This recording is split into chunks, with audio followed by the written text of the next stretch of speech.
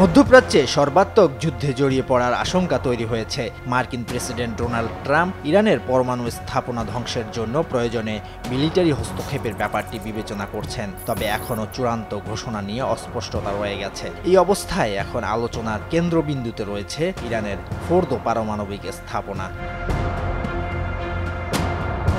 ইরানের পবিত্র শহর কোমের কাছাকাছি স্থানে ফোর্দো পারমাণবিক স্থাপনাটি অবস্থিত। এর মূল কক্ষগুলো মাটির নিচে প্রায় ৮০ থেকে ৯০ মিটার বা প্রায় ২৬০ থেকে ৩০০ ফুট গভীরে অবস্থিত।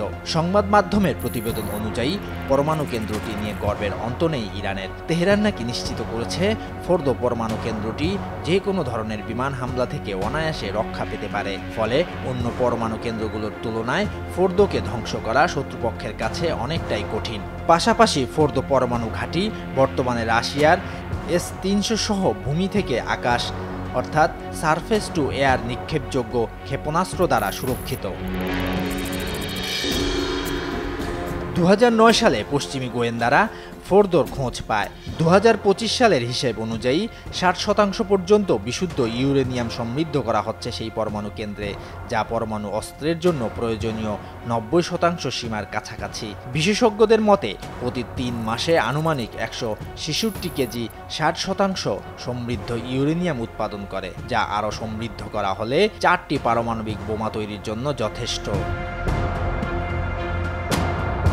গেল ১৬ জুন ইরানে হামলার প্রথম দিনই ইসরায়েল ফোর্দো স্থাপনায় হামলা করেছিল। হামলায় ফোর্দোর কোনো ক্ষতি হয়নি। কিন্তু পুরো বিষয়টি নিয়ে কি ভাবছে ইসরায়েল? ইসরায়েলি কর্তারা ইরানের পরমাণু উচ্চাকাঙ্ক্ষা শেষ করে দেওয়ার জন্য ফোর্দোকে ধ্বংস করা গুরুত্বপূর্ণ বলে মনে করছেন।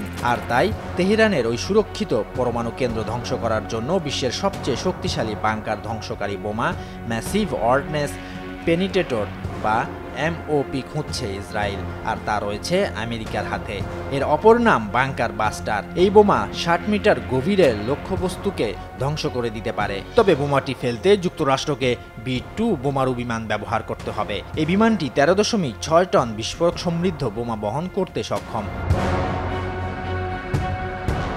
তবে একবারের চেষ্টায় স্থাপনাটি ধ্বংস করা হবে না। ফোর্দো পারমাণবিক কেন্দ্রটি ধ্বংস করতে হলে একাধিক আঘাত করতে হবে। প্রথম আঘাতের ফলে সৃষ্ট গর্তে দ্বিতীয় বোমাটি ফেলতে হবে। সঠিক গভীরতায় বোমার বিস্ফোরণ না হলে ফোর্দো নিশ্চিহ্ন করা সম্ভব হবে না বলে মনে করেন বিশেষজ্ঞরা। শরীয়তুল্লাহ, বৈশাখী সংবাদ।